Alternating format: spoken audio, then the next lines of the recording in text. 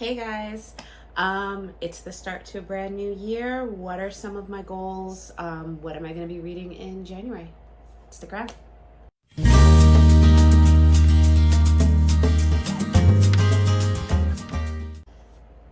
Hey guys, if you're new to my channel, welcome to the Book Path. My name is Nicole.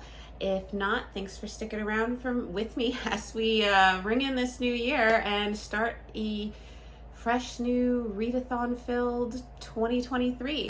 I hope you guys all had some fantastic holidays, that you were able to be with your loved ones, that you were safe, that you were healthy. I am fighting off yet another cold.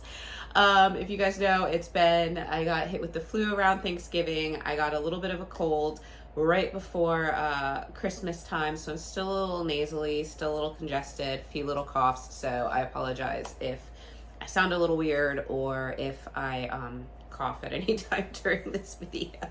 But I hope you guys were healthy. I hope you guys had fun. And so 2023, brand new year, some new challenges, some old ones, new readathons, old ones. We'll see what it has in store. I know that some people are going around with goals for their channel. My goals are pretty small compared to others. It's just to continue to get this channel to grow. I was celebrating that we reached 50. I know that it's a small number compared to other channels, but I am grateful for it. I am grateful for all of you guys. Another one of my goals is to be more active on socials like Instagram and Twitter, just getting a little bit more in that. I took a few things last year, but I think I want to up it a little bit more, be a little bit more active, and interact with more of you guys on those platforms as well. That's kind of it. I'm going to keep my Goodreads 2023 goal the same as it was for 2022, which was to read 100 books. Last year I did it, so yay. And we're going to see if I can do it again, see if maybe I can beat 2022 of 100. Let's see if I go a little bit more and by how much. And right now I think I'm at 101. I don't know if it'll make 102 by the end of 2022, but we shall see. I'll let you guys know in the next video if I get that number or not.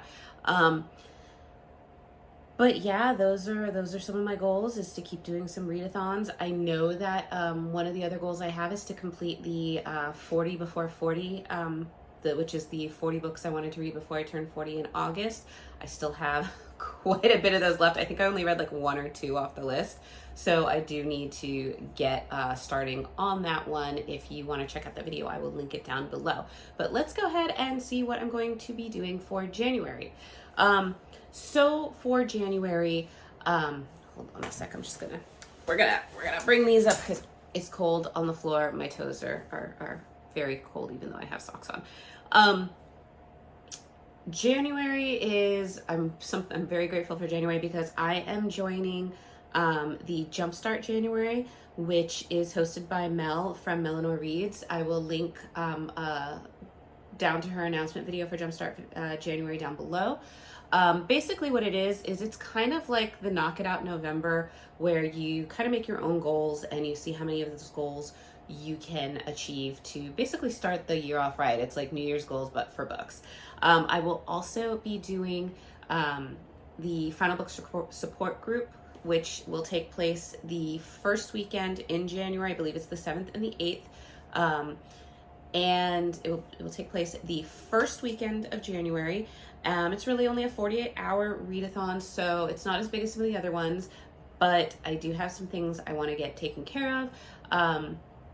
And it goes really well with the Jumpstart January as far as goals go, because I did a list of all the series I started in 2022, and it was like 30 something, and quite a few of them I only have like one or two books left to finish the series. So I want to knock out some of those series so that I can start new series, because the series that I want to start, it was like 300 and something series. It's crazy, absolutely insane. So we're going to go ahead and do some of that. So the other thing is that I am participating in the Wheel of Time Readathon, which is hosted by Sandra over at Got a Thing for Things. Once again, I'll link down below. Lots of videos getting linked below. And if you remember, I know I talked about this in previous videos, she is going to do the Wheel of Time series with other booktubers as her co-hosts to go through a book from the Wheel of Time series every 2 months until the series is complete. So it's going to be like a 2.5 year readathon. It's a big one. And the first book they're tackling is the first book in the series, which is The Eye of the World. This is the famous series by Robert Jordan. It got made into a television series on Amazon. I watched the series on Amazon, loved it. So I wanted to see what the books were about because my brother-in-law says he didn't like the show and he loves the books. So we'll see. Got the first one. I didn't go and buy the series because I want to see if I like it because it is a high kind of fantasy for adults and I don't usually do a lot of those. So we'll see. And it's a big one. It's like 800 pages and I probably should have started it back in December, but I was busy with other goals. So we're going to try to knock out this guy in January to be ready for the live show that they're going to do, the discussion show that they're going to do over this book before they go on to the next one. And we'll see if I go on to the next one with them. So aside from that, for the December Final Book Support Group, I have 3 series that I am 1 book away from finishing. I think some of them were, I think they're mostly duologies. I'm sorry, they're not series, they're duologies. And the first one up is Unravel the Dusk. This is the sequel to Spin the Dawn, about a girl who comes from a poor family of tailors. She dresses up as a boy to kind of get into the royal palace for a contest to become the royal tailor for the emperor to provide money for her family. She gets found out and she is sent on a quest to retrieve these magical items to make these 3 magical dresses for the emperor's betrothed. The emperor's mage goes on to help her. Throughout this quest, there is some romance, and this is going to kind of take off where that book left, and we'll see what happens. So that's one that I got to finish. The next one is Vicious Spirits by Kat Cho. This is the sequel to the duology of The Wicked Fox. I was on the fence about Wicked Fox. I think I gave it 3 stars. It was good, but it wasn't like great. And I've kind of, because of that, I haven't really picked this one up at all because that's just, I was kind of like, but I had already bought it. So I kind of feel like I wasted if I don't read it. Wicked Fox is basically about the gumihos from Korean folklore. And a gumiho is usually a female fox spirit that preys on like men's souls, if I remember correctly. And it's just about her falling, a teenage girl falling in love, and she is a gumiho and just trying to have that secret life where they don't get found out.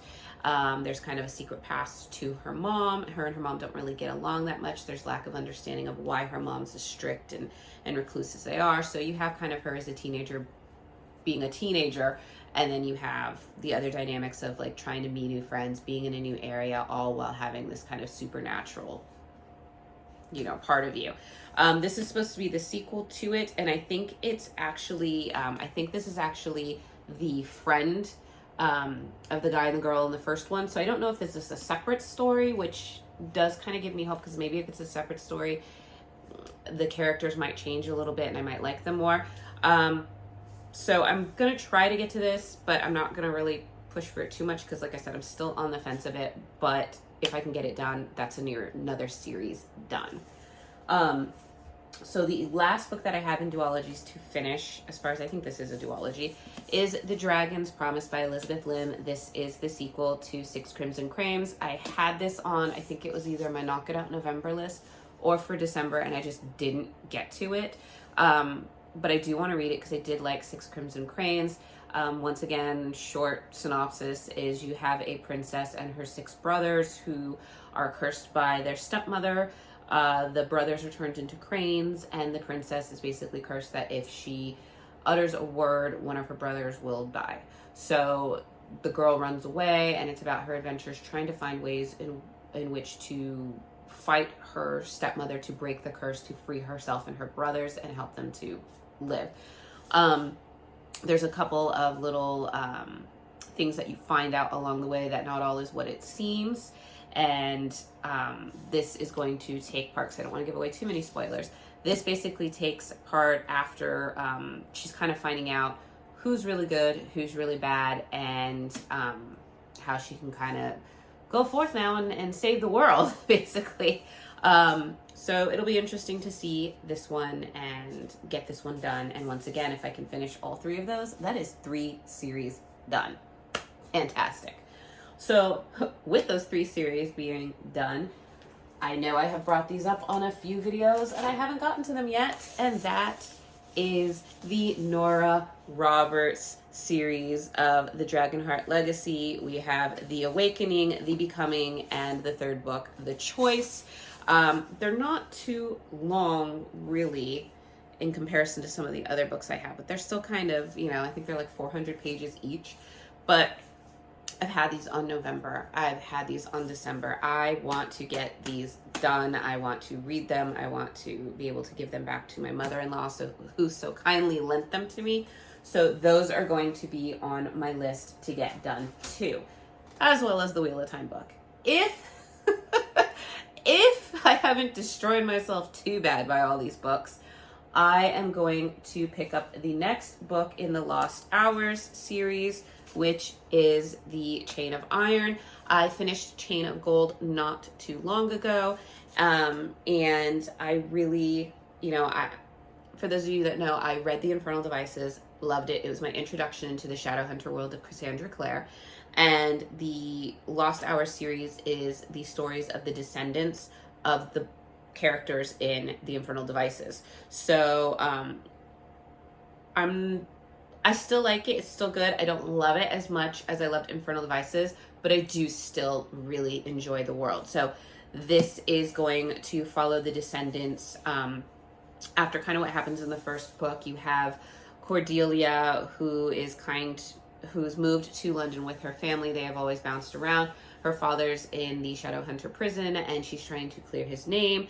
You have James and his sister Lucy, who are descendants of some of the characters in the 1st one, and I'm not going to tell you who, because if you haven't read that, I'm not going to spoil it for you. But how James is kind of caught up in a love triangle between 2 other girls. There's a lot of I don't want to say love triangles, but romantics here and there, a lot of people keeping secrets, teenage kind of gossip stuff, and all set amongst the Shadowhunter world. And the Shadowhunters have kind of been peaceful for a little bit. So what kind of happens when you have all these teenagers that have been training, but they really haven't been fighting because everything's been peaceful, and now all heck breaks loose. So that was kind of where we were in the 1st one. This is going to follow it after some proclamations were made towards the end of the 1st one. And just see how these characters go, see if people actually confess their feelings, see if people may or may not be under spells. I know, lots of hidden mystery in the way I'm describing these books for you, but they're good. They're good. And I don't want to give away the secrets because I'm hoping you'll read them. So I want to read this one because the last book, which I think is Chain of Thorns, comes out towards the end of this month. So I want to be able to have read these before that one comes out. So when that comes out, I can just go into that one. Probably won't go into it this month because I have quite a load to read. But I will probably save it maybe in case Pharaoh Feb's happening this year. It'll be a fantasy romance I can read then.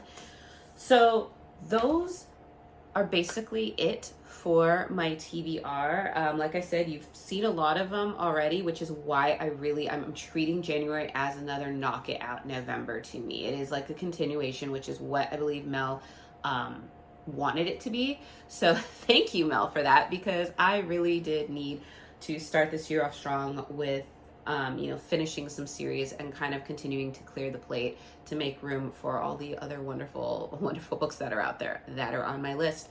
So with that being said, I hope you guys are having a great start to the new year.